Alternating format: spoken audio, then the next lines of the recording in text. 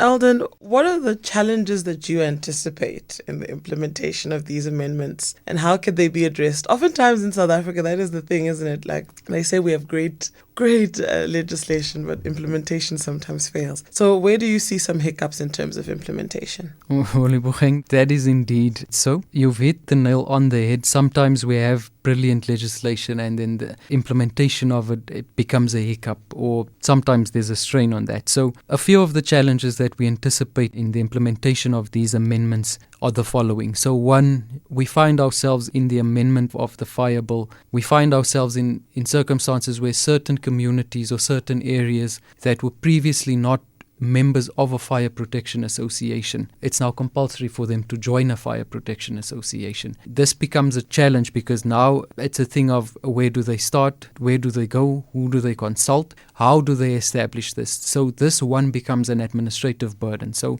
administratively, all over across South Africa, this entire implementation for the inclusion of other stakeholders now will become an administrative nightmare.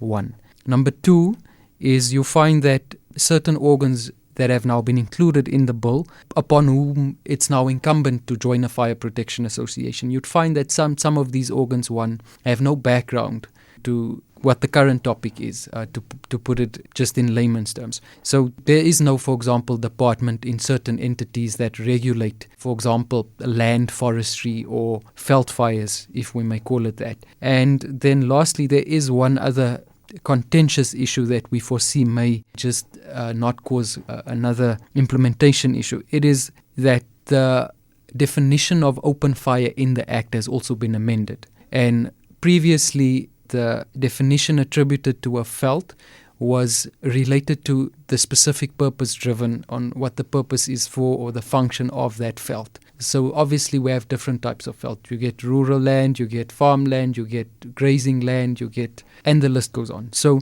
the definition has now changed, and because certain groups of people in the Act are now obliged to join a fire protection association, the Act has now been amended to include that certain persons or entities who have a permit can burn a fire in an open veld or in open air.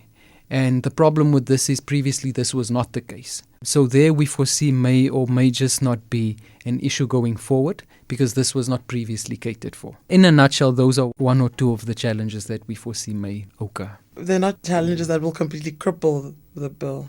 Not entirely. Okay. No. Remember, what's important to remember here is also the bill has not changed. Okay. The bill remains as it was. The nice thing is there's just been a new inclusion in the bill and there's been some clarity with the amendments, whereas previously it wasn't the case. So the bill is exactly as it was previously, and that the aim of which is to combat and prevent veld fires. Well, for those seeking expert guidance and support in navigating these changes and ensuring compliance, because that's super important, what resources are available?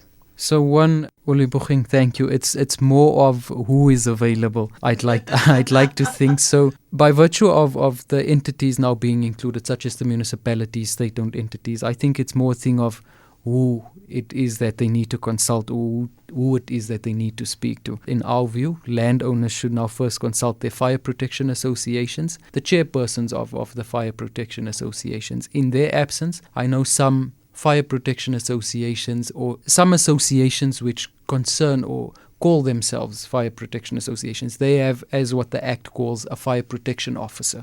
And this is often the person responsible for the admin and is the key person in the entire ordeal. So they must consult their fire protection officers, chairpersons, or the fire protection association chairpersons. And then members of the fire protection associations in turn should consult their relevant municipal officials who they work with, who they liaise with. Traditional councils, in this case, traditional councils in rural areas have also been included. So these traditional leaders should also be consulted. They should be spoken to. But I suppose that going forward, there would obviously be an awareness campaign whereby the uncertainty is resolved among who to liaise, when to liaise, what will happen going forward, who will be the responsible persons. And I'm sure that this will be published in the regulation which is to be published with the Act. And then also apart from that, above all, which is obviously the department most responsible for the current legislation, and that is the relevant department, which is the Department for Agriculture, Forestry and Fisheries.